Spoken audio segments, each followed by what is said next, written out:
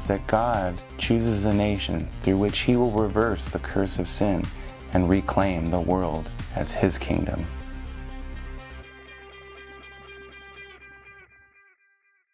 As we saw in the previous session, Genesis 11 tells the story of the generations who came out of the flood and built the Tower of Babel with its top in the sky. The Lord came down to judge their pride, and he did so by confusing their language and scattering them over the earth. The problem of sin and separation from God that began in the garden in Genesis 3 had not gotten better. In fact, it had only gotten worse. People were not only separated from God, but they were now separated from one another. What can be done to remove these barriers that come between our relationships with both God and one another? How will God fix this problem? Watch and see how God initiated a renewed relationship with his people and continues his rescue plan.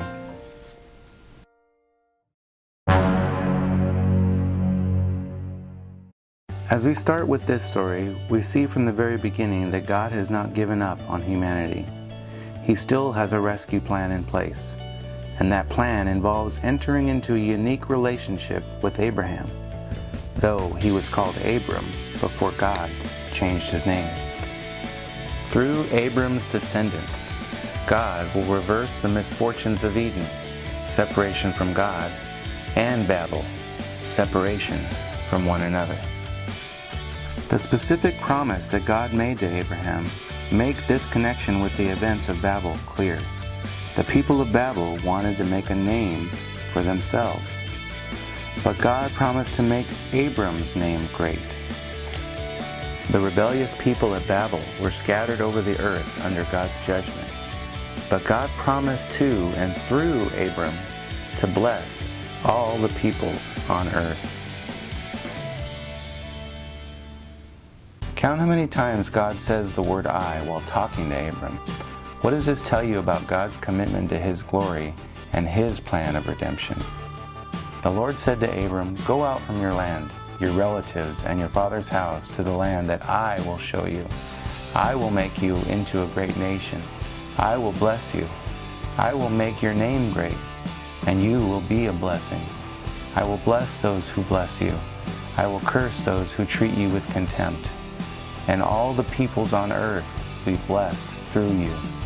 So Abraham went, as the Lord had told him, and Lot went with him. Abram was 75 years old when he left Haran.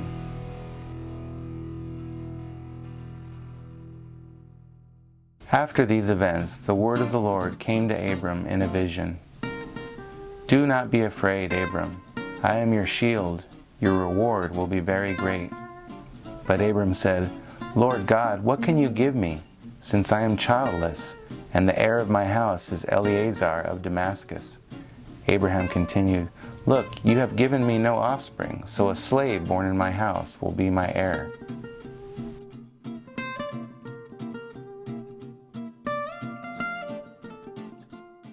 Sometimes evidence seems to stack up against promises. God made wonderful promises to Abram, but Abram and Sarai still didn't have any children. Both of them were old, and Sarai was well past the years of being able to conceive. So Abraham began to question God's promise, and even took matters into his own hands. Abraham experienced great doubt despite God's great promises. He looked at his situation, and he thought that he would try to help God along by pointing out his servant Eliezer. If we're honest, we'll admit this kind of doubt is understandable. There are times in our lives when the promises of God do not look so promising.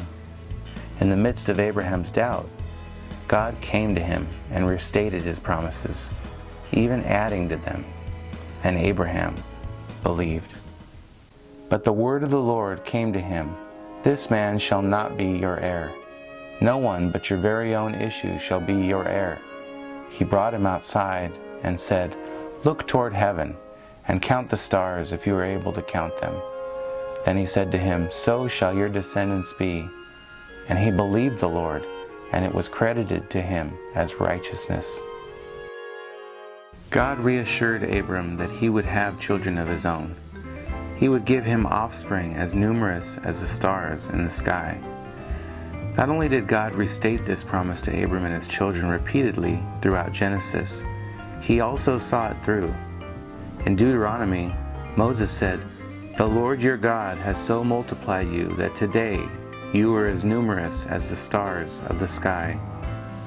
As long as a man is thinking of God as an examiner who has set him a sort of paper to do, or as the opposite party in some sort of bargain, as long as he is thinking of claims and counterclaims between himself and God, he is not yet in right relation to him. He is misunderstanding what he is and what God is, and he cannot get into the right relation until he has discovered the fact of our bankruptcy. The story of the calling of Abraham points to Jesus in many ways. For instance, in Genesis 12:7, the Lord made a promise to Abraham's seed, or offspring. This can be understood as referring to all of his offspring collectively, or just one. Indeed, it could be said that Abraham's collective offspring benefited through the singular promised offspring of Isaac. In Galatians 3, Paul picked up on this peculiarity of the word seed. Paul emphasized that God's promise was not to seeds, but to one seed, and ultimately the seed of Abraham is Jesus Christ. Yet those who belong to Jesus are then collectively considered Abraham's seed, heirs according to the promise. Another connection is found in Genesis 15:6, where we saw Abraham believing the promise of God and God counting it to him as righteousness. In Galatians 3, the Apostle Paul pointed to Abraham's faith as a model of saving faith. Paul argued that we are not justified or declared righteous before God by trying to keep the rules. Those who break God's law are cursed, and we're all lawbreakers. But the good news is that Christ became that curse for us on the cross. Justification only comes through faith in Jesus, and just as with Abraham, God credits his righteousness to our account. Today, we too are called to trust the promises of God.